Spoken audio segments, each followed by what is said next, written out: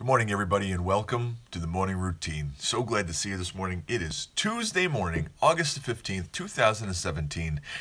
Monday's gone. Tuesday's here. So glad that you're here, guys. But had a great day yesterday. Got a lot of work done. And then had some, my parents came over and were visiting, and they actually stayed the night. They were on the other side of the wall trying to sleep. So I should be trying to be quiet. But we're not going to be quiet because it is the morning time and it's the morning routine, which means it's time to wake up. So, hope everybody's doing fantastic.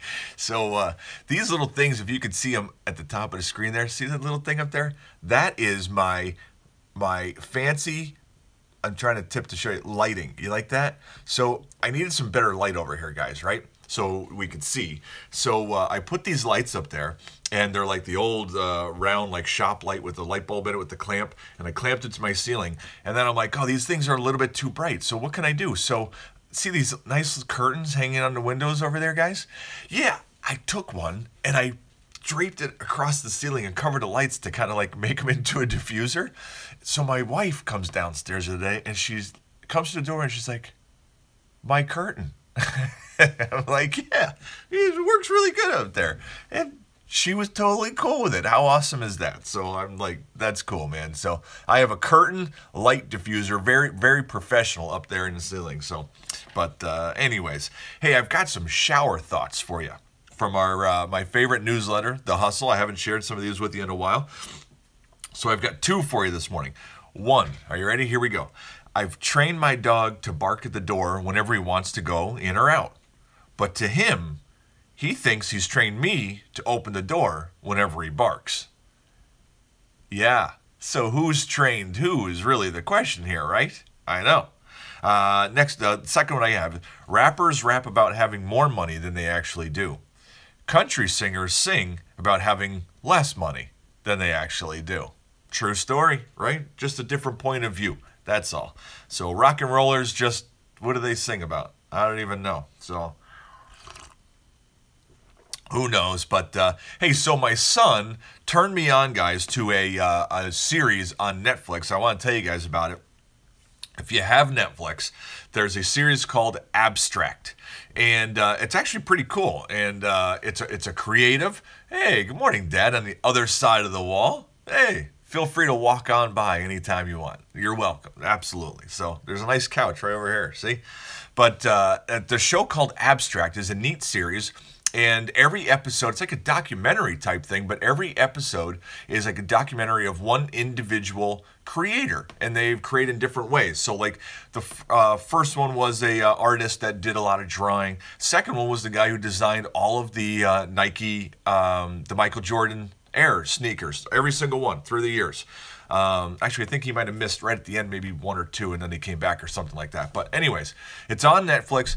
Very interesting to see. I highly recommend it. It's engaging to see how people think and create and how they come up with fresh ideas. I always wonder, like, after you like make one thing that's great, like, where do you go from there? You know, like, I'd be stumped. So, but I don't know. Oh, I forgot to tell you.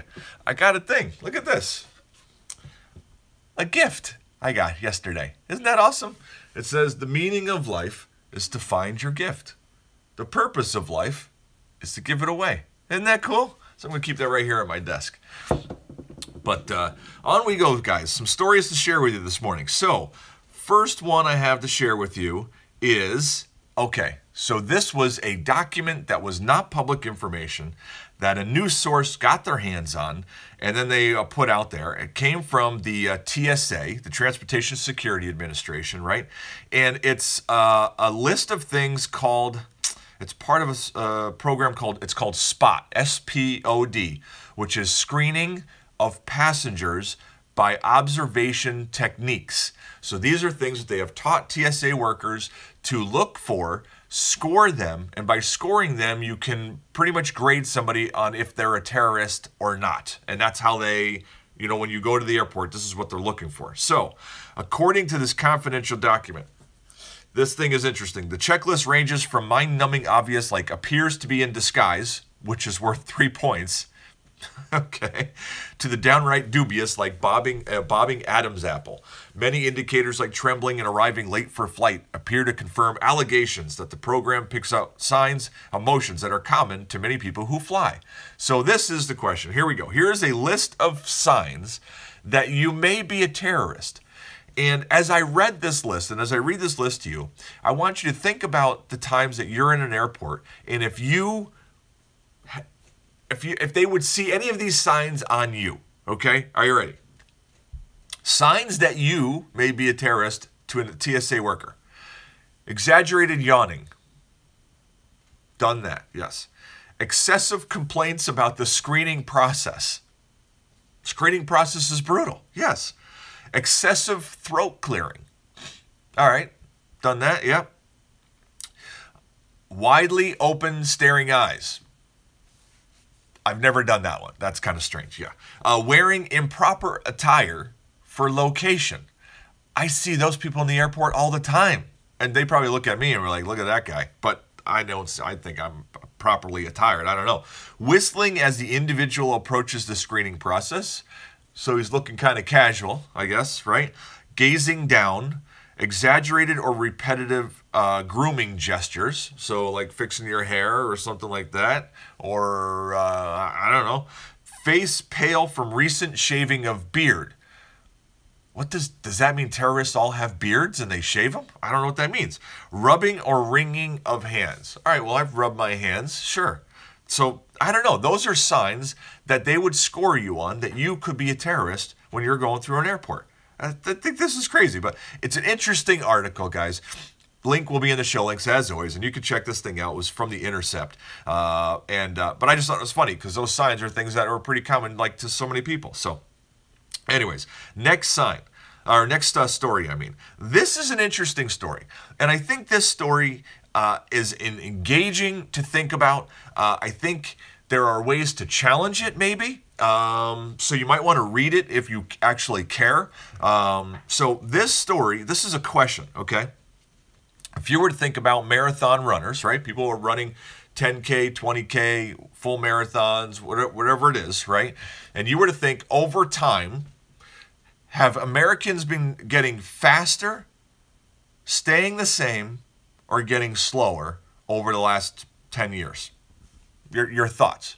My natural thought would be we're getting faster based on the world records being broken in the Olympics and things like that.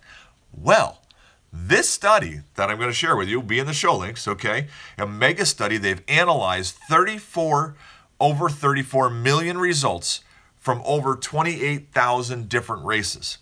And based on the analyzing of these things, American race runners are steadily getting slower across all 4 race distances, the 5K, 10K, half, and full marathon, which is amazing that we would be getting slower. So this article shows a graph. They go from 1996, ranging somewhere in the 4, I'm guessing because it's kind of a line thing, 4 hours and let's say 20 minutes. And 2016 was like 4 hours and like 40 minutes. So 20 minutes slower in those. See, now, Kevin, that is a great question. Kevin says, could it be that more people are running those races than ever before? And that's what I'm saying. And in this article, they start to talk about some of the challenges that people would say and what their rebuttal is to those things. So if you want to read the article, it'll cover those. But one is that more people are running. Another one is that more women are running. And they're saying that women overall are normally slower than the male counterpart in marathon distances.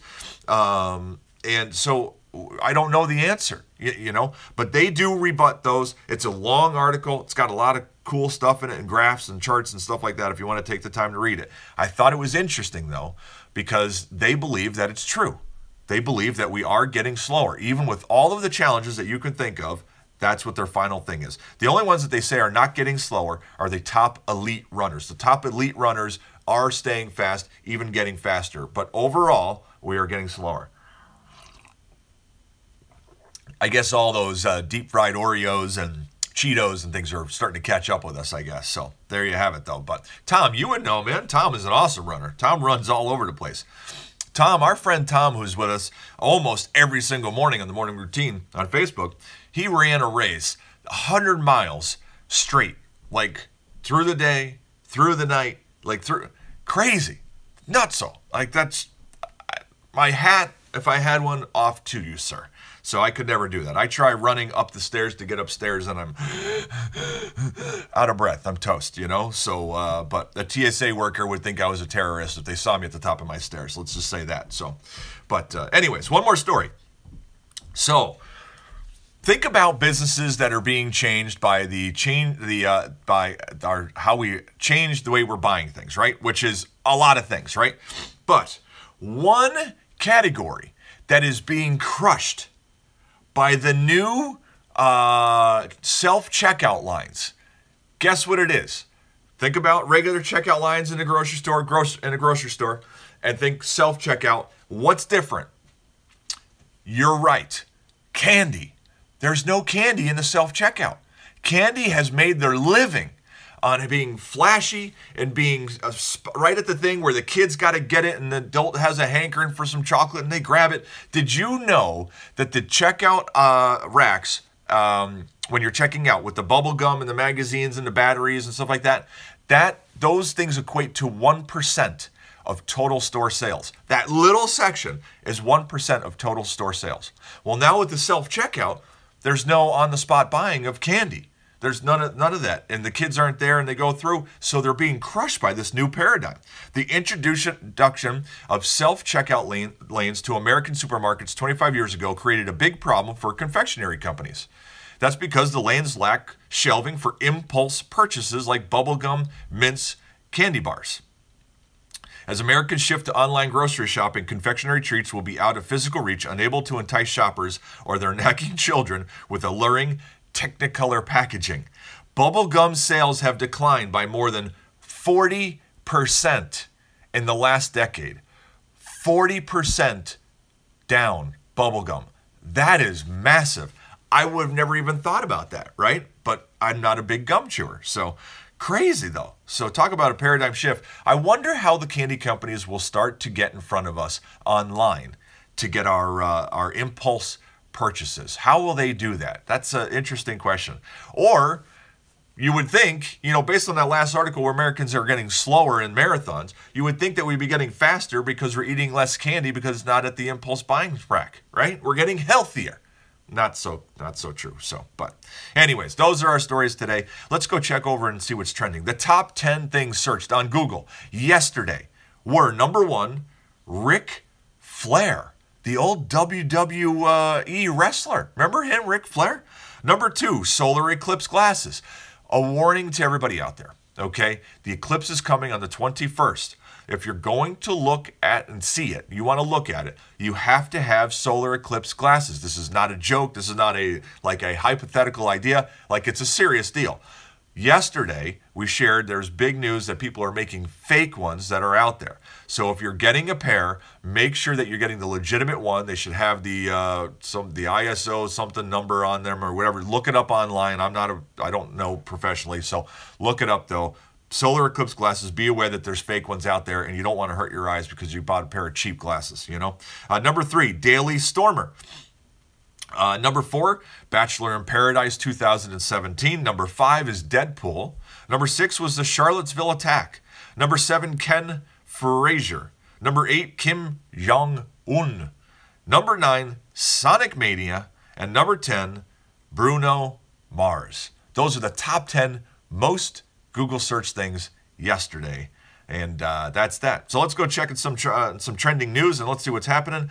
Top of the trending news today is Amber Heard. Amber Heard trolls Barnaby Joyce after it's revealed he is a Kiwi.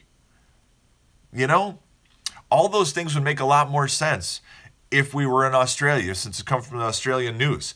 But it just sounds funny when you're not. Amber Heard trolls Barnaby Joyce after it's revealed he is a Kiwi. Being an Australian, not the fruit, but kind of funny. But interesting. Next, Richard B. Spencer. Texas A&M abruptly cancels planned white nationalist rally. Next on the list, North Korea. North Korea's leader holds fire on Guam missile launch. Next is New England Holocaust Memorial. Boston Holocaust Memorial smashed to pieces. Next is United States Department of Justice. Prosecutors are demanding information on people who visited an inauguration protest website.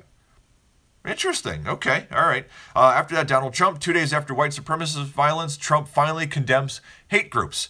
Then we have the 2017 Unite the Right rally, Charlottesville attack suspect, what we know about James Alex Fields Jr. He's the guy who drove his car into the crowd of people in Charlottesville, which was, just the overall sad story down there. I don't understand it. I just can't comprehend it, But it's a sad story. Next is Joe Arpaio. Trump says he is considering pardon for former Arizona Sheriff Joe Arpaio. And that is our trending news for this morning. Now, for an exciting part of the morning, on to a passage of wisdom. Here we go. Today's passage of wisdom, guys, is one verse.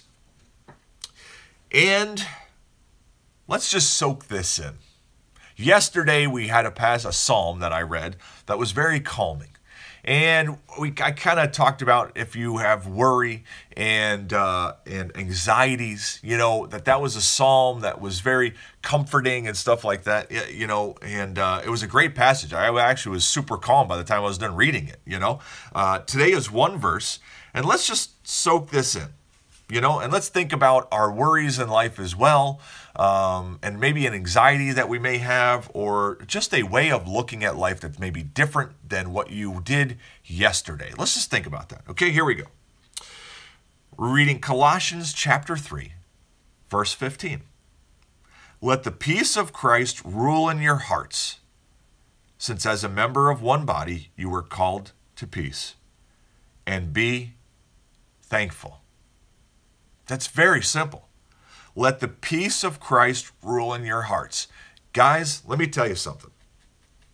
One, there are two groups of people here in the morning routine, right? One group is people who do not believe in God, who are not following after Christ, who right now at this point in time, they're aware of the concept, they think it's a great idea, but they're just not ready to commit. And that was me for so long. So I totally get that, and I'm with you. I understand where you're at, okay? For that group of people, for you, let the peace of Christ rule in your hearts. Let me tell you, I promise you that the peace of Christ, if you allow it to rule in your hearts, will change your life forever. It's impossible for it not to make your life better. Good morning, Jody. Glad you're here, buddy. It's impossible to not make your life better. I'm telling you. It is not a step in the wrong direction. Like we said the other day, even if it's a mistake, your life is still better. But it's not a mistake. The peace of Christ rule in your hearts. There is a peace beyond understanding. You have heard that. It's a cliche.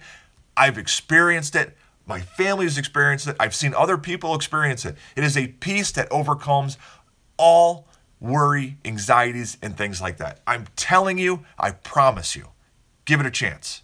And for those who do follow after Christ, and are not letting this actually rule, I'm telling you, it's real. Give it a chance.